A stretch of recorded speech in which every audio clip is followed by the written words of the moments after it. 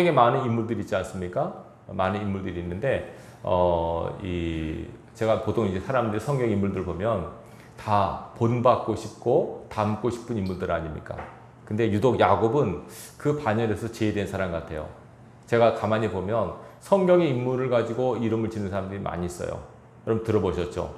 뭐 허모세, 뭐 조다윗, 뭐 김요셉, 요한도 있고 바울도 있고 하는데 야곱은 없어요. 야고보라고 하는 건데 신약에 야고보가 있는데 뭐 김야곱, 야곱을 못 들어본 것 같아요. 그도 그럴 것이 야곱은 우리가 그냥 객관적으로 봤을 때도 그렇게 좋고 훌륭하다는 사람은 못 되는 것 같아요. 그 일생을 살펴보면 굉장히 어렵고 힘든 삶을 살았다고 본인 스스로 고백하고 있거든요. 그도 그럴 것이 그는 태어날 때부터 형의 발뒤꿈치를 잡고 엄마 뱃속에서 나와가지고 평생 속이고 삶을 살았어요. 그리고 자기 것을 쟁취하려고 그냥 수단과 방법을 가리지 않고 막 애쓰고 몸부림치며 삶을 산 사람이에요. 하나님의 은혜를 입었지만 자기 욕심, 자기 뜻대로 막 살려고 애를 많이 썼어요. 그러니까는 본인도 험악한 삶을 살았다고 고백을 하고 누가 봐도 야곱은 너무 좀 힘들다, 너무 곤고하다, 괴롭다 이런 삶을 살았다고 평가받는 사람이에요. 근데 중요한 것은 하나님이 그를 들어서 그를 통해서 당신의 거룩한 뜻을 이루셨다는데 의의가 있어요. 우리가 알다시피 이스라엘이라는 나라는 원래 야곱이 본명입니다. 야곱이 이제 하나님을 만나서 이스라엘로 이름을 개종하지 않습니까? 하나님께서 이름을 바꿔주시죠. 야곱이라는 뜻은 발뒤꿈치를 잡은 자, 반면에 이스라엘은 하나님과 겨루 이기자라는 뜻이에요. 자, 오늘 본문의 내용을 잠깐 보십시다. 야곱이 형과 아버지를 속이고 축복권을 받아내죠. 이를 안 형 에서가 야곱을 죽이려고 기회를 봐요. 신변의 위협을 느낀 야곱이 엄마와 상의를 해서 외삼촌 라반의 집으로 도망을 갑니다.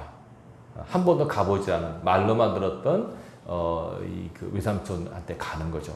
그러니까 젊은 야곱이 혈혈단신으로 전혀 가보지 않은 새로운 땅, 새로운 경험을 하니까 얼마나 좀 설레면서도 두려웠겠습니까? 자, 야곱이 그래서 이제 길을 가는데 오늘 보면 내용 뭐냐면 그 여정에서 하나님과의 만남이 이루어져요.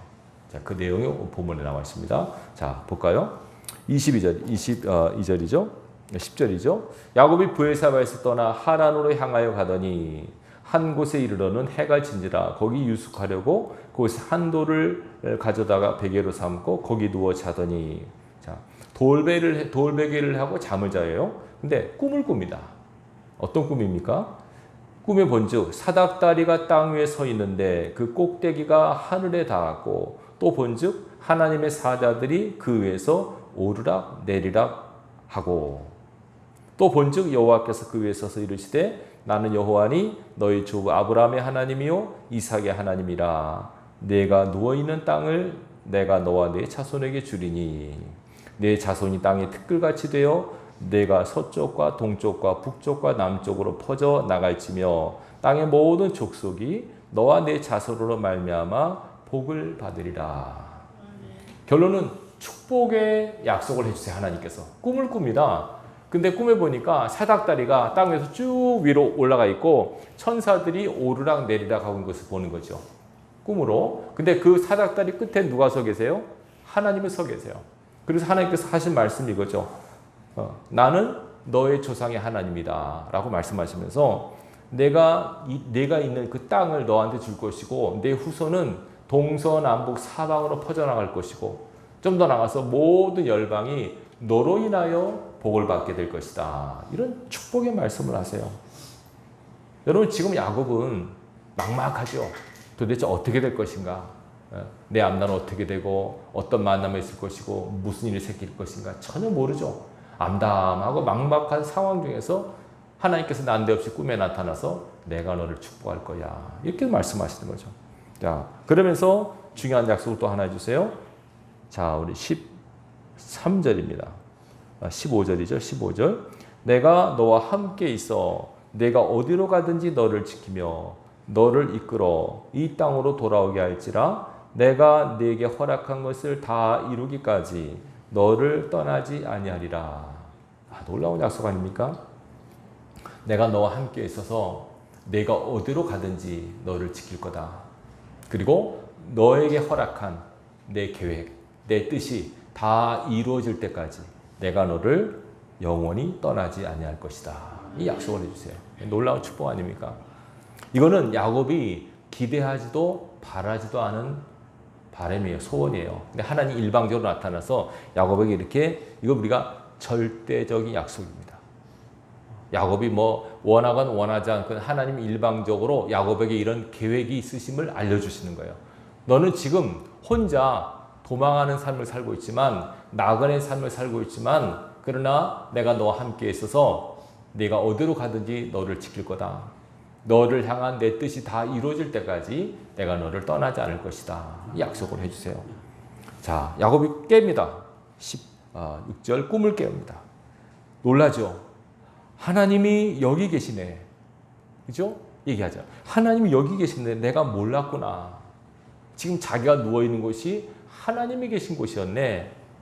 자기는 아무 생각 없이 시간이 돼서 저녁 때가 돼서 잠을 자려고 했는데 내가 누워있는 이곳이 하나님이 계신 곳이네. 그러면서 말합니다. 두려워하여 이르되 두렵도다 이곳이요 이곳은 다름 아닌 하나님의 집이요 하늘의 문이로다. 뭐라고 얘기합니까? 하나님의 집이라고 합니다.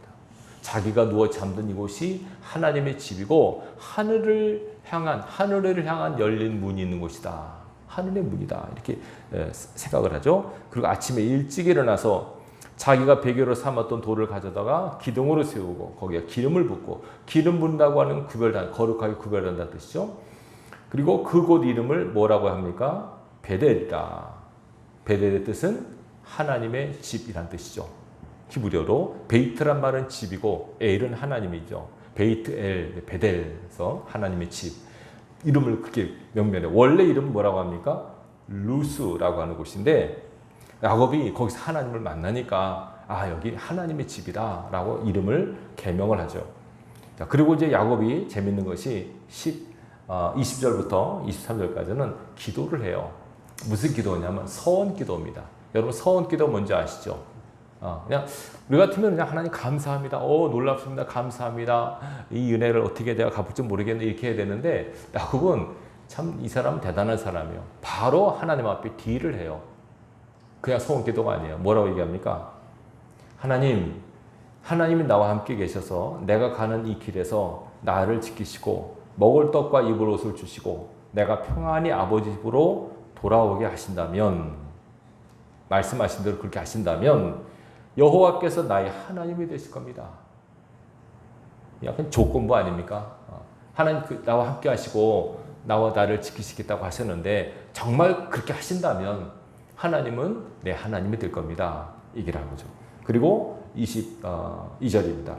내가 기둥으로 세운 이 돌이 하나님의 집이 될 것이고, 그리고 하나님께서 내게 주신 모든 것에서 10분의 1을 내가 반드시 하나님께 드리겠습니다. 서원 기도를 하죠. 하나님께서 저에게 이렇게 말씀하셨는데 그 말씀대로 정말 하신다면, 그렇게 된다면 하나님은 정말 나의 하나님이시고 이곳이 하나님의 집이 될 것이고, 이곳이, 그러니까 이 기름 부으신 이곳이 하나님의 집이 될 것이고, 그리고 내가 하나님께 내 소득의 10분의 1을 드릴 것입니다. 반드시 드리겠습니다. 11조의 약속을 야곱이 해요. 자, 보세요. 절대적인 약속 앞에 야곱은 상대적인 약속을 하죠. 상대적인 약속. 상대적인 약속이 뭡니까? 하나님은 그렇게 해주시면 할게요. 안 해주시면 나도 안 합니다. 그런 뜻입니다. 야곱이 참 아무리 봐도 이 사람은 머리가 뛰어난 사람이에요. 장사도 잘할 사람이에요. 우리 그렇게 생각하겠습니까? 근데 야곱은 이 순간에도 이렇게 정말 하나님 그렇게 해주실래요? 그렇게 한다면 내가 하나님으로 인정해드리고 하나님의 집이 될 것이고 내가 하나님 앞에 11조를 반드시 드리겠습니다. 이런 약속을 합니다. 자, 이 야곱이 만난 하나님, 이것이 우리에게 어떤 의미가 있는가 한번 생각해 보십시다. 이건 창세기 기록된 이야기 아닙니까? 그냥 흘러 지나가면 그냥 한 나그네가 젊은이가 자다가 꿈을 꿨는데 하나님 만난 꿈이야 이렇게 치부할 수 있겠지만 이 내용이 우리가 의미하는 바가 있죠. 우선 제일 먼저 중요한 것이 영적으로 3절이죠. 12절 야곱이 꿈을 꾸면서 바로 뭘 보냐면 자기가 있는 곳에서 사닥다리가 어디까지 닿아요? 하늘까지 닿아 있는 거예요. 여러분 머릿속에 한번 그려보십시오. 사닥다리가 땅으로부터 하늘까지 쭉 뻗어 있어요. 근데 거기에 천사들이 오르락 내리락 하는 거예요. 이게 얼마나 신기하겠습니까? 그럼 이게 그냥 환상인가? 그냥 꿈인가?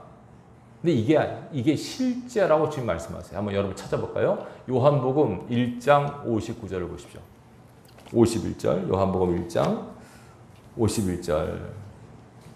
자, 144페이지입니다. 요한복음 1장 51절.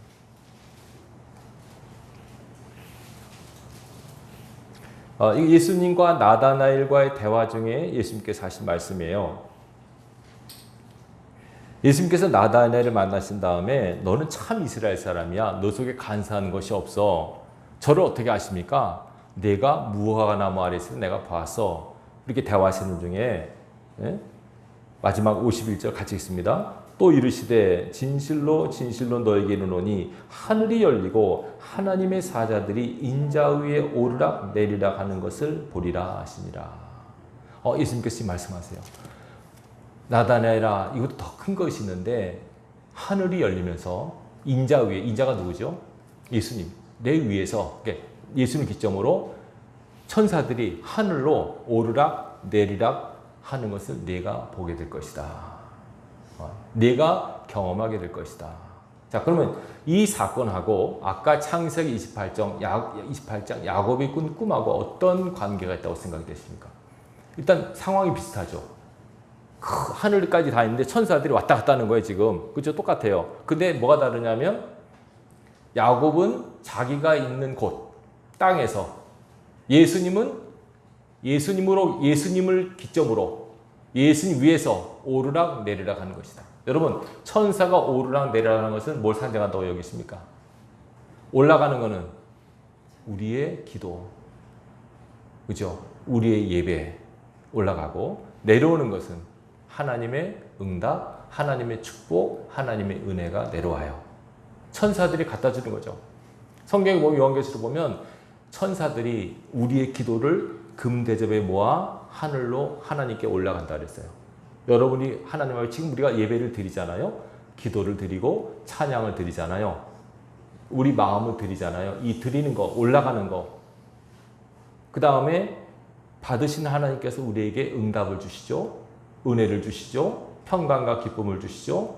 이렇게 오르락 내리락 하는 하나님과 영적인 교감이 구약에서는 야곱이 있는 그곳 어디입니까? 베델.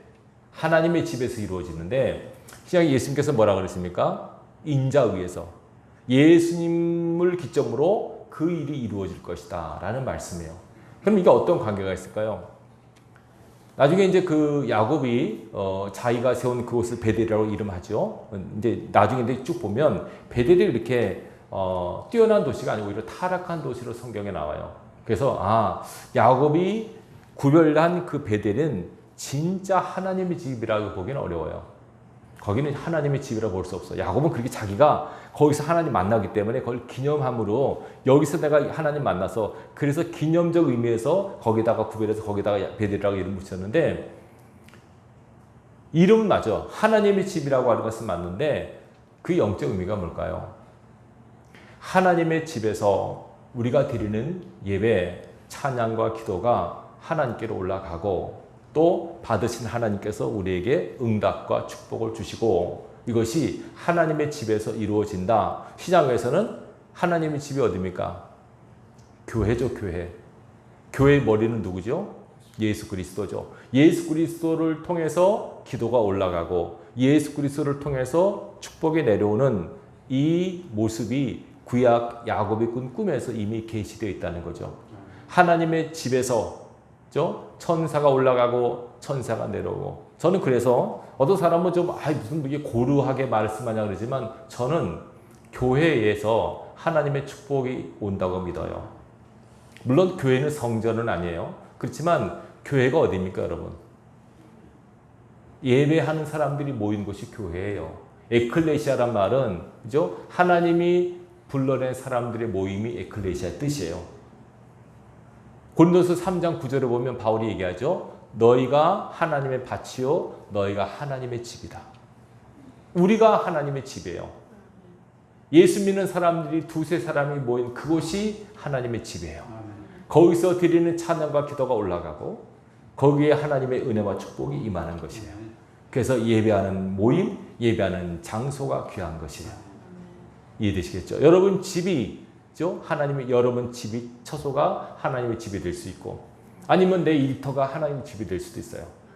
근데 우리가 지금 공적인 약속의 장소는 예배당 아닙니까? 여기가 거룩하게 구별돼서 이렇게 정한 시간에 하나님 앞에 모여서 찬양과 기도를 올리고 하나님의 은혜와 축복이 우리 가운데 임하는 것입니다. 어떤 사람은 그래. 아니 목사님 예배를 들어도 별로 축복과 은혜를 못 받은 것 같은데요. 보이질 않죠, 여러분. 네. 여러분 말씀드렸지만은 죄나 은혜나 쌓입니다, 여러분. 죄를 지면 당장 벌하지 않습니다, 하나님께서는. 그게 계속 쌓여서 어느 딱 시점이 되면 한계점에 다다르면 하나님께서 그 쌓인 죄 때문에 하나님의 공의가 발동이 돼서 하나님이 심판하시는 거예요. 소돔과 고모라로 그랬지 않습니까? 그들의 부르짖음이 내게 달했다고. 죄가 꽉 찬 거예요. 관영이라죠. 관영. 죄가 꽉 관영하는 거. 축복도 마찬가지입니다. 은혜도 마찬가지입니다. 우리가 막 기도하고 헌신하고 수고한 모든 것이 쌓입니다. 이렇게 막 쌓여서 어느 한계점에 다다랐을 때 하나님이 그 쌓인 은혜와 수고와 헌신으로 인하여 하나님의 축복의 역사가 나타나는 것입니다. 이 원리를 여러분들이 꼭 기억할 수 있길 바랍니다. 당장 뭐 이렇게 복이 오거나 당장 뭐 심판이 오거나 하진 않아요. 쌓입니다, 여러분. 여러분 계속 예배드리고 기도하고 헌신하고 수고하는 거 다 쌓이고 쌓여서 결국 하나님의 은혜와 축복이 임하게 되는 것이죠. 그것이 임하는 장소가 하나님의 집이에요. 그래서 지금 야곱이 이 꿈은 바로 신약의 우리, 크리스찬 된 우리, 영적 이스라엘 된 우리가 받을 복을 이미 하나님이 야곱에게 계시하신 거예요.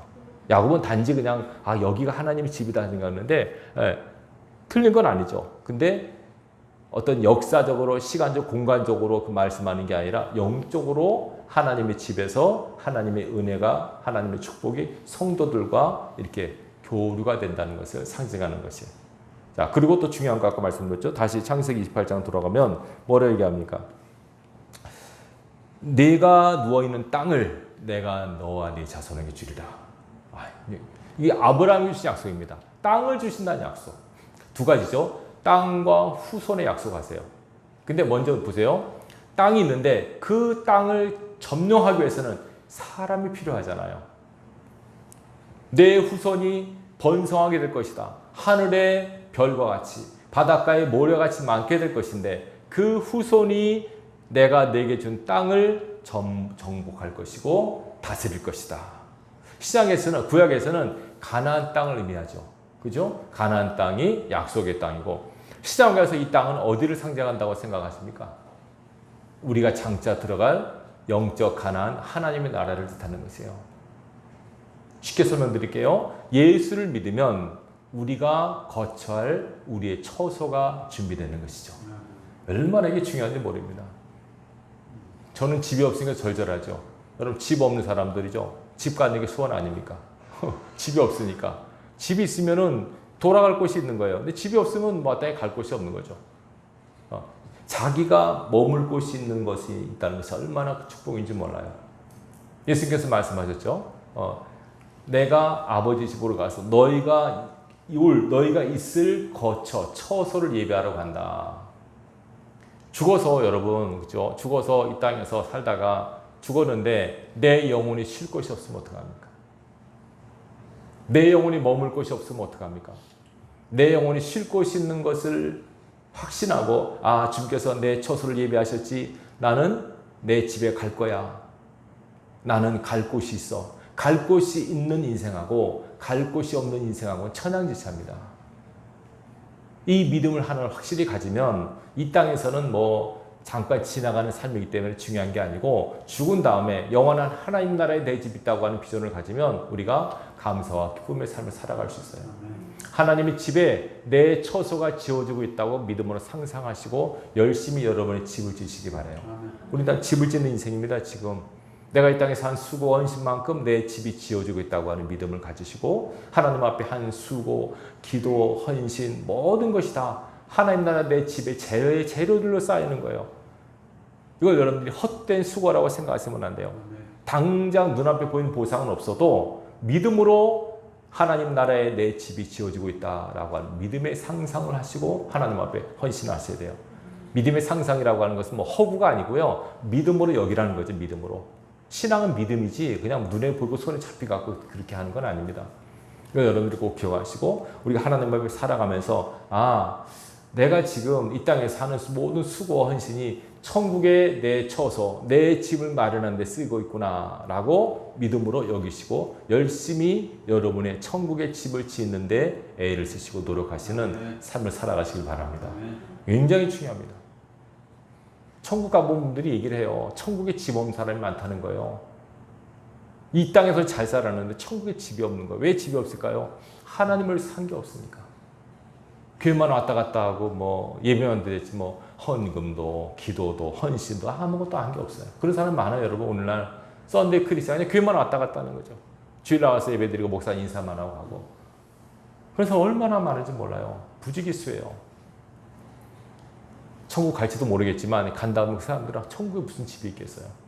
하나님을 향한 눈물의 기도, 정말 땀 흘리는 수고, 헌신 이런 것들이 다 상급으로 쌓이는데 그런 것들이 한도 없으니까 가난한 크리스찬, 영적으로 가난한 크리스찬이 돼서는 안 됩니다. 여러분 영적으로 부유한 성도가 될 수 있길 바랍니다. 굉장히 중요합니다. 이거는. 이 원리를 여러분들 꼭 기억하시고 하나님 앞에 신앙할 수 있길 바라고 좀 더 나가서 보세요. 이 말씀이 중요해요. 땅의 모든 족속이 너와 네 자손으로 인하여 복을 받으리라. 이게 중요합니다. 너가 축복의 통로가 될 것이다. 너가 축복의 통로. 이게 그러면 야곱이 축복의 통로라고 야곱은 아니죠. 나도 이스라엘을 받겠죠. 그러면 이스라엘 축복의 통로라고 이게 무슨 말일까요, 여러분? 지금 우리 세계 이스라엘 나라가 있잖아요. 그럼 그 나라가 축복의 통로란 말인가? 물론 그것도 틀린 말은 아닐 수 있어요. 근데 지금은 이 이스라엘이라는 말은 신약에 와서 이스라엘은 하나님의 구별된 백성을 뜻하는 말로 들려주고 있어요. 그러니까 지금 우리는 영적 이스라엘이에요. 이해되시겠죠? 예수 믿는 저 여러분은 영적 이스라엘임을 기억하시기 바랍니다. 야곱이 아니라 영적 이스라엘이에요. 그래서 이 영적 이스라엘이 된 우리로 인하여 세상이 복을 받는다고 말씀하고 있어요. 이거는 저는 100% 확신하는 거예요. 뭐 우리나라 같은 경우도 보면 이 가난했던 나라가 단기간에 이렇게 복을 받고 경제 대국이 된 것은 정치가가 잘해서 된 게 아니고 뭐 국민들의 국민수이 좋았던 그거 아니고 저는 목사이기 때문에 그런 말일지 모르지만 믿어요. 이 땅의 교회와 하나님 백성들의 기도와 헌신과 수고 때문에 된 거예요. 바꿔 말하면 만약에 이 땅의 교회들이 타락하고 하나님 백성들이 타락하면 이 땅에 점점점 어려워질 거예요. 하나님은요 불신자가 아니라 신자들, 성도들에게 관심을 갖고 계세요. 예수를 모르는 사람, 하나님 모르는 사람들은 하나님께서 그냥 그렇게 염두에 안 두세요. 원래 그들은 타락한 백성이니까 그게 중요한 게 아니라 하나님 백성들, 거룩하게 구별된 백성들이 자기 삶의 위치에서 각자의 소명을 따라서 열심히 살아가서 빛과 소금의 삶을 살아갈 때 그들로 인하여 하나님이 축복을 하신다는 거예요. 세계 역사가 보이고 있지 않습니까? 그 미개한 유럽, 아시아 다 복음이 들어가니까 나라가 바뀌잖아요. 예수님이 들어가니까 바뀌지 않습니까? 선진국이 되지 않습니까? 잘 사는 나라가 되지 않습니까? 하나님의 축복의 통로가 믿는 사람, 영적 이스라엘임을 여러분들이 잊어서는 안 됩니다. 이게 야곱에게 주신 약속이 아니라 영적 이스라엘은 저와 여러분이 주신 약속이에요. 그래서 우리가 제주도에 살잖아요. 이 제주도가 정말 잘 살고 복받은 땅이 되기 위해서는 이 땅에 있는 크리스찬들이 바로 서서 기도하고 하나님의 사람답게 살면 하나님의 축복의 통로로 우리를 쓰시고 기도하고 헌신한 우리를 통해서 이 땅이 영적으로 물질적으로 풍성하고 부유한 땅이 될 줄로 믿어요. 이걸 여러분들이 꼭 기억하시고 이런 영적 자부심을 갖고 신앙하셔야 돼요. 제가 이전에 설명드렸죠. 김용기 장로님 가난 농군학교 가보면 거기 방에 있지 않습니까? 조국이여 안심하라. 우리가 기도한다는 거 아닙니까? 내가 기도하니까 대한민국이 안심하라. 이게 얼마나 교만한 말이 아니라 이건 얼마나 자부심이 강한 말입니까? 내가 기도하는 한, 우리 크리스찬들이 깨어있는 한 이 나라는 안전하다. 예수 믿는 사람들이 깨어서 하나님을 찾고 기도하는 이상 이 나라는 안전하고 이 나라는 부강하게 될 것이다. 아멘. 반면에 예수 믿는 우리가 타락하고 변질되어 버리면 이 나라는 소망이 없어요. 여러분들이 지금 우리나라가 어렵지 않습니까? 앞으로 점점 어려워지겠지만 그러나 크리스찬들이 깨어있는 사람들이 이 나라와 민족을 끌어안고 하나님 앞에 간절히 기도해서 하나님 이 나라를 축복해 주시옵소서. 이 나라의 축복의 통로는 교회고 하나님의 백성인 줄로 믿습니다. 이런 비전을 갖고 간절히 기도하면 저는 믿어요. 하나님께서 그 소수의 렘넌트라고 하죠. 남은 자를 통해서 하나님께서 축복을 이어가실 줄로 믿습니다. 하나님께서 다수가 아닙니다. 소수의 깨어있는 사람, 소수의 남은 자를 통해서 당신을 이루어 가십니다. 그러니 바로 그러한 반열에 설 수 있기를 바랍니다. 자, 이런 축복을 야곱이 받는 거죠. 그리고 또 하나 마지막 축복이죠. 내가 어디로 가든지 내가 너와 함께 할 것이다. 그리고 내가 네게 허락한 것을 다 이루기까지 너를 떠나지 않을 것이다. 얼마나 중요한, 이거는 야곱에게뿐만 아니고 오늘 영적 이스라엘에게 동일하게 주신 말씀이에요. 예수를 믿잖아요. 믿게 되면 하나님께서 성령을 주시고 우리에게 수호천사를 보내세요. 우리를 지키신단 말이에요. 아멘.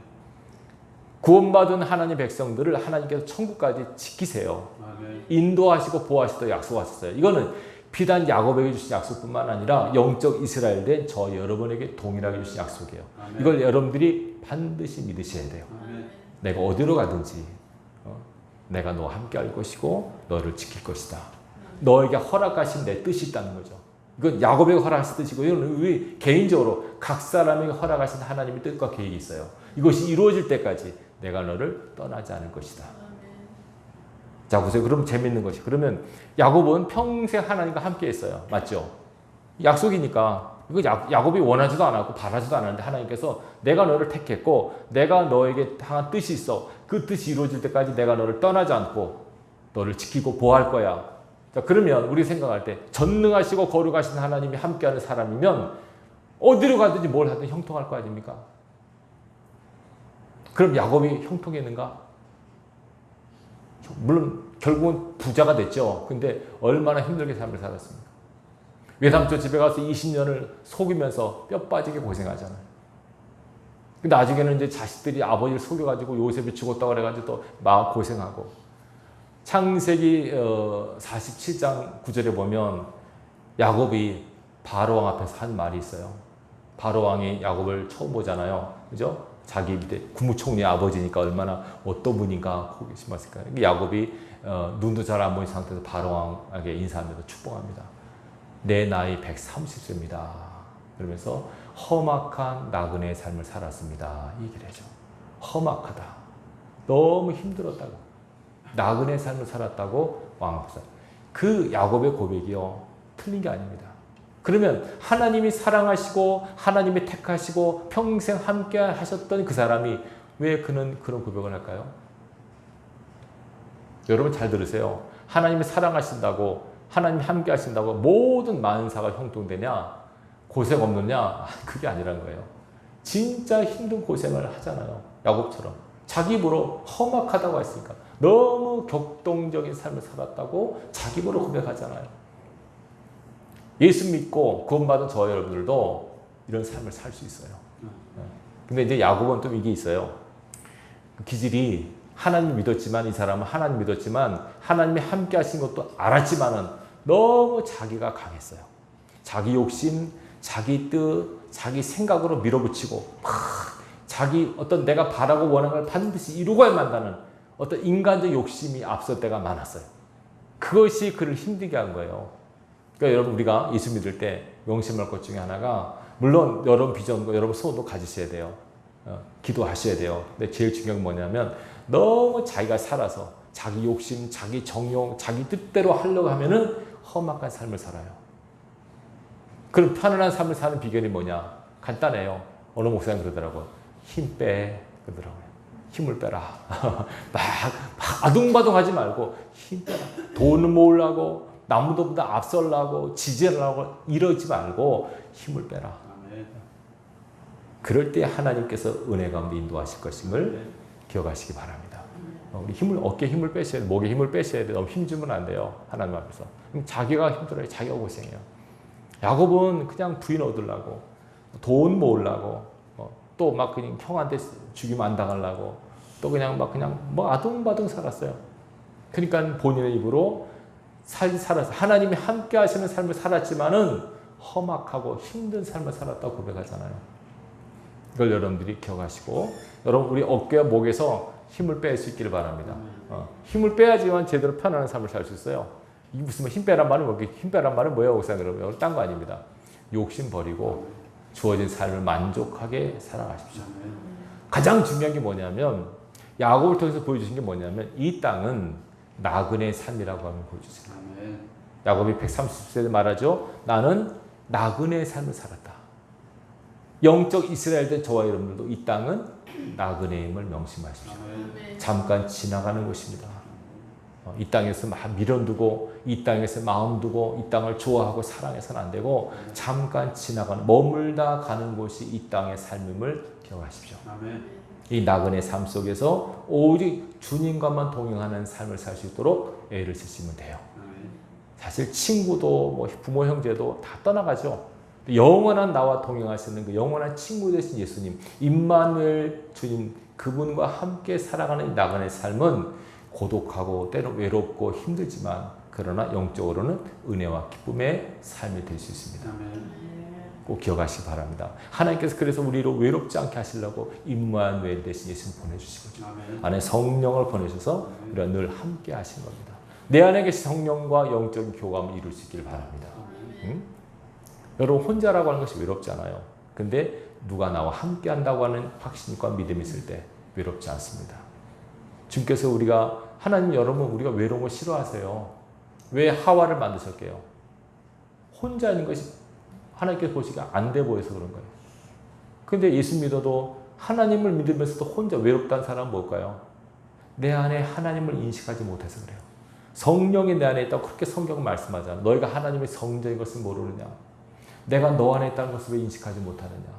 그런 거로 외로워하지 말고 두려워하지 말고 염려 근심하지 말고 나와 함께 이 나그네 삶을 잘 살자. 성경이 우리에게 말씀하는 증언이에요. 그리고 하나님께서 부르시는 그날에 우리는 하나님 앞에 가게 될 거예요. 여기 약속 뭐라 그럽니까? 여기 뭐라 그럽니까? 15절이죠. 하나님께서 야곱에게 뭐라고 말씀하냐? 내가 어디로 가든 너를 지키며 너를 이끌어 이 땅으로 돌아오게 할 것이다. 다시 오게 할 것이다. 지금은 떠나지만 이 땅에 다시 오게 할 것이다. 어떤 뜻일까 여러분? 우리 영은 원래 하늘에 있었어요. 근데 어느 시점에 유골의 몸을 입고 이 땅에 다시 파송된 거예요. 그리고 하나님을 부르신 그날에 육의 몸을 벗고 우리 영이 우리가 나왔던 그곳으로 다시 돌아가기를 하나님 원하세요. 다시 가야 되는 거죠. 그리고 우리가 사람 죽었을 때 뭐라 그럽니까? 돌아가셨다 그러잖아요. 원래 있던 곳으로 다시 있는 거예요. 근데 원래 있던 우리가 나왔던 곳으로 다시 가야 되는데 딴 데 가버리면 어떡해요? 지옥 가면 안 됩니다. 절대로. 크리스찬들이 지옥 가면 큰일 납니다. 원리적으로 예수 믿는 사람은 지옥을 안 가죠. 근데 예수 믿고 지옥 간 사람이 많아요. 왜 그래요? 이 땅이 나그네임을 잊어먹고 살아서 그래요. 이 땅이 다인 것처럼 살아서 그래요. 나와 함께 하신 하나님을 인식하지 못해서 그래요. 그래서 그 사람은 하나님의 사람이라고 말은 하지만 자기가 중심이 돼서 사단과 짝하고 사는 인생이 돼버린 거예요. 여러분 그렇게 살지 마시기 바랍니다. 우리 어찌 보면 우리 다 야곱과 같은 인생이지만 그러나 거룩하시고 전능하신 사랑이신 하나님이 나와 함께 하시기에 이 나그네 길을 기쁨으로 걸어갈 수 있는 것입니다.